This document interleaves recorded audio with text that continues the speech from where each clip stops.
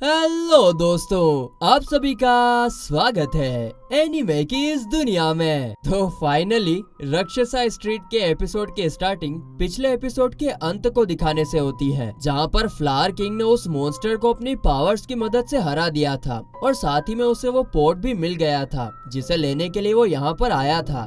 मगर तभी moon king पीछे से आकर कहता है, तुमने सोचा नहीं होगा कि मैं तुम्हें ढूंढ लूंगा। तो यहाँ पर मून किंग को देखते ही फ्लावर किंग तुरंत उस पर अपनी पावर वाइन से अटैक कर देता है। लेकिन दोस्तों, मून किंग ना सच में बहुत ही पावरफुल है, मतलब बहुत ही ज्यादा पावरफुल है। मून किंग उसकी वाइन्स को आसानी से पत्थर का बनाकर अपने हाथ के एक इशारे से चकनाचूर कर देता है और अपनी आंखें खोलकर फ्लावर किंग की तरफ देखता है। तो वहीं दूसरी तरफ शियालिंग, जनरलमैन और गिला मून लैंड पर आ चुके थे। वो आसपास के शार्प कटे हुए पत्थर को देखकर समझ जाते हैं कि यहाँ पर कोई काफी बड़ी फाइट हुई है और यहाँ पर एक स्पिरिचुअल पावर को महसूस करके उन्हें पता चलता है कि इस फाइट में यान भी शामिल था। तभी वहाँ पर गिला उन लोगों से कहता है, मेरा एक हाथ भी नहीं रहा है, तो फिर आप लोग मुझे क्यों बचा रहे हो? मुझे बचाने का क्या फायदा है? जिस पर शियालिंग कहती है, अरे ली के पास जरूर तुम्हारा हाथ वापस लाने का कोई तरीका होगा। मगर ली साफ साफ मना कर देता है, मेरे पास कोई तरीका वरीका नहीं है। आगे गिला ये भी कहता है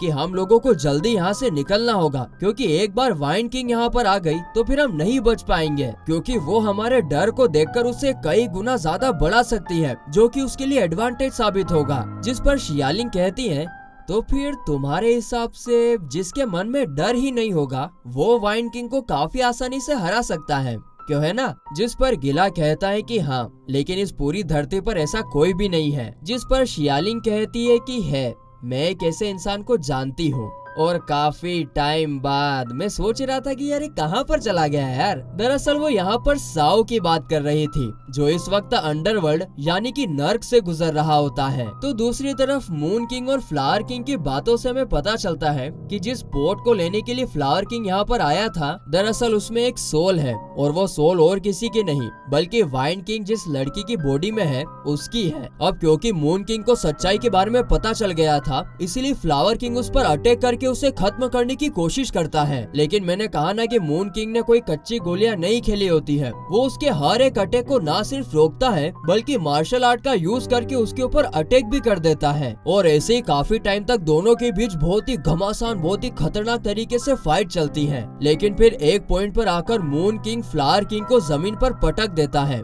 और इसके कारण फ्लावर किंग के मुंह से खून निकलने लगता है। और इससे हम क्लियरली समझ पाते हैं कि मून किंग फ्लावर किंग से कई गुना ज्यादा पावरफुल है। और फिर अगले ही पल मून किंग उसका गला पकड़कर उससे पूछता है कि क्यों तुम बार बार मेरे खिलाफ हो जाते हो? तभी फ्लावर किंग उसे अपने वाइन्स की मदद से झकड़ने की कोशिश करता है, मगर मून किंग उसके ऊपर जाकर खड़ा हो जाता है। अब वो उसके ऊपर खड़ा होकर फ्लावर किंग से कुछ कहने वाला था, इससे पहले ही फ्लावर किंग के मैजिक के कारण वहाँ पर एक के बाद एक काफी सारे धमाके होने लगते हैं। लेकिन मून किंग इससे भी बच जाता है और कहता है कि हम भगवान हैं और इंसान हमारे सामने कुछ भी नहीं। और यह सुनकर तो फ्लावर किंग का मामला एकदम गर्मा जाता है और वो लगातार अटैक करने लगता है। लेकिन मून किंग भाई साहब पता नहीं किस मिट्टी का बना है, इसको पता नहीं कौन हराएगा भी कौन, उसको जरा भी फर्क नहीं पड़ता है और वो फ्लावर किंग से सोल कंटेनर मांगता है। जिस पर फ्लावर किंग कहता है कि तुम्हें ये कंटेनर देने से अच्छा है मैं मरना पसंद करूंगा। और इतना कहते ही वो अपने एंशिएंट बीस्ट के फॉर्म में आ जाता है, जिसकी बॉडी तो घोड़े की होती है और सर एक इंसान का होता है। और इसके बाद इन दोनों के बीच काफी घमासान फाइट स्टार्ट होती है। और इस दौरान मून किंग अपने उसी मॉन्स्टर को समन करता है जिसे एपिसोड के स्टार्टिंग में फ्लावर किंग ने हराया था। आगे फ्लावर किंग उसके ऊपर अपने छोटे छोटे लेजर से अटैक करता है और इसके कारण वहाँ पर काफी सारे धमाके भी होते हैं। और इसी मौके का फायदा उठाकर जब फ्लावर किंग वहाँ से जाने की कोशिश करता है तो मून किंग डिवाइन स्पेल का यूज करके उसे जंजीरों में कैद कर लेता है और उसके पास आकर कहता है कि तुमने सही कहा था कि मैं गलत था क्योंकि मैंने तुम्हारे ऊपर विश्वास किया, लेकिन अब मेरा माइंड चेंज हो गया है। तभी वही मॉन्स्टर आता है और फ्लावर किंग का एक पैर तोड़ देता है। तो इधर ये चारों भी मून पैलेस में आ चुके थे, लेकिन शियालिंग को समझ नहीं आ रहा था कि मून पैलेस इतना सुनसान क्यों है। और तभी उसकी नजर एक स्टोन स्टेचू पर पड़ती है और वो उसके करीब जाकर कहती है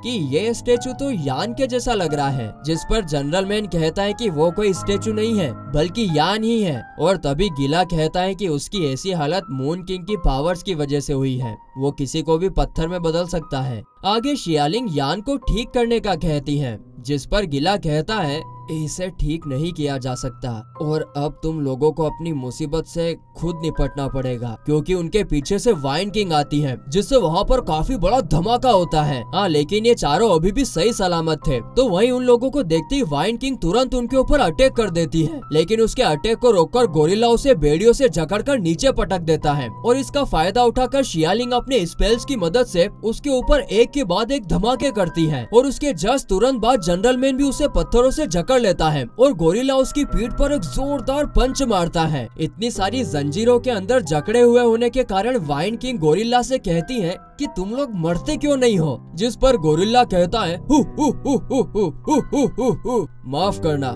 लेकिन हमारे मास्टर ने हमें इसकी परमिशन नहीं दी है। और तभी दूसरी तरफ से ली भी एक बड़ा सा मैजिकल ड्रैगन बनाकर वाइन किंग पर अटैक कर देता है, जिससे वहाँ पर एक काफी बड़ा धमाका होता है। अब इतने सारे अटैक होने के बाद हमको और उनको लगता है कि वाइन किंग अब तो खत्म हो गई होगी, लेकिन ऐसा नहीं होता है महाराज। वो आग में से बाहर निकलकर उन सभी पर फायर बॉल से अटैक कर देती है। वो तो जनरल मैन अपनी पावर्स का यूज करके सभी को बचा लेता है। और फिर आगे हम देखते हैं कि वाइन किंग वापस यान की सिस्टर की बॉडी में आ गई होती है और फिर आगे वो ली और गोरिल्ला से कहती है क्योंकि तुम्हारी पावर इन इंसानों में से आ रही है तो पहले मैं इन लोगों को खत्म करूंगी। इतना कहते ही वो जनरल मैन और शियालिंग के डर को देखकर उसे कई गुना ज्यादा बढ़ा देती है। आगे शियालिंग को काफी सारी आंखें दिखाई देती हैं, जिससे वो काफी ज्यादा डर जाती है। तो वहीं जनरल मैन को अपनी बेटी का रूप दिखाया जाता है, जिसे अगले ही पल कोई अपने हाथ से कुचल देता है और वो उसकी बेटी का एक बड़ा रूप था जो कि पिघलकर जनरल मैन के ऊपर गिर जाता है।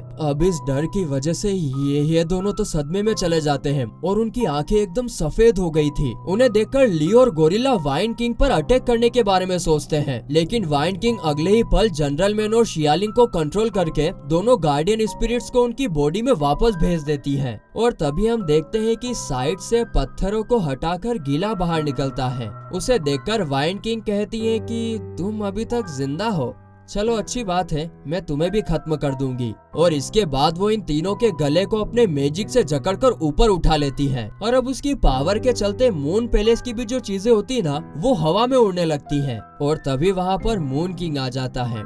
वो वाइन किंग को उसके पैलेस को डिस्ट्रॉय करने से मना कर देता है। वो ये भी कहता है कि अगर यहाँ की एक भी चीज टूटी तो मैं तुम्हें जिंदा वापस नहीं जाने दूंगा। जिसे सुनकर वाइन किंग चुपचाप उसके पैलेस की सारी चीजें वापस जगह पर रख देती है। यहाँ पर हम देखते हैं कि मून किंग अपने साथ फ्लावर किंग को भी लेकर आया था। उसे देखते से वाइन किंग समझ जाती है कि फ्लावर किंग ने ही ली और शियालिंग को अपना वेपन दिया था। आगे मून किंग उसे बताता है कि फ्लावर किंग यहाँ पर सोल कंटेनर लेने के लिए आया था, जिसके अंदर तुम जिस बॉडी में हो उसकी सोल है। जिस पर वाइन किंग कहती है अच्छा, तो उसने ये यहाँ पर छुपा कर रखा हुआ था। कई साल पहले स्नो किंग ने उसका दिमाग नहीं पढ़ा होता तो आज काफी गड़बड़ हो जाती। आगे मून किंग उसे यान के बारे में भी बताती है, जो उसकी सिस्टर को ढूंढते हुए यहाँ पर आया था। तो फिर वाइन किंग उसके स्टेचू के पास जाकर कहती है ये रही तुम्हारी सिस्टर। और इतना कहती वो सोल कंटेनर को खोल देती है, जिसके कारण उसकी सिस्टर की सोल आसमान की तरफ जाने लगती है।